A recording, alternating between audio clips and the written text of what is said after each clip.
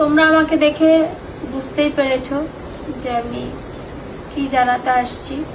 তো যাই হোক, তো ওরকম 1 তারিখে এরকম একটা খবর আসে। আমি তখন বাড়িও ছিলাম না। তার মধ্যে আমার তোজোর খুব শরীর খারাপ ছিল, 3 দিন টানা জ্বর।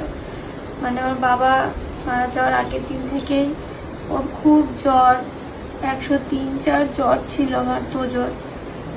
এখনো ভালো আছে। তো ওর জন্য ডাক্তার দেখাতে গেছিলাম, ওখানে বসে আমি খবরটা পাই।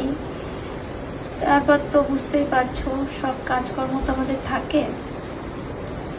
তাই তোমাদের যেহেতু আমি বাবার সে সময় সবটা শেয়ার করেছি, ওর বাবা কেমন আছে, মানে আমার বাবা ভালো নেই, সেগুলো শেয়ার করেছিলাম।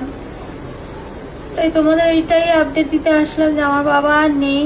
তোমরা আমাকে হোয়াটসঅ্যাপে, মানে আমার যে বন্ধু বান্ধব, আমার যে নিজেরা লোক আছো, তারপরে সোশ্যাল মিডিয়া দিয়ে যারা আছো তারা ফোন করছো। মানে আমার দাদার হয়তো একটা কোনো পোস্ট দেখে আমাকে ফোন করছো।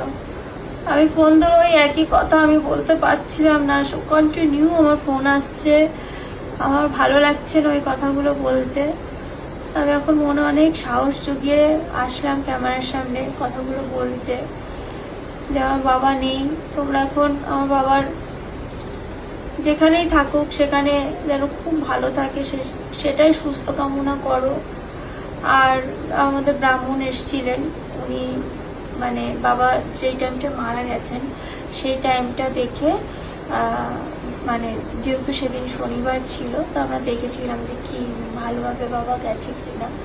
তার মানে সেই সময়টা এত ভালো পেয়েছে বাবা যখন গেছে আমাদের ছেড়ে, সময় খুব ভালো পেয়েছে। আমার বাবা একটাও দোষও পাইনি।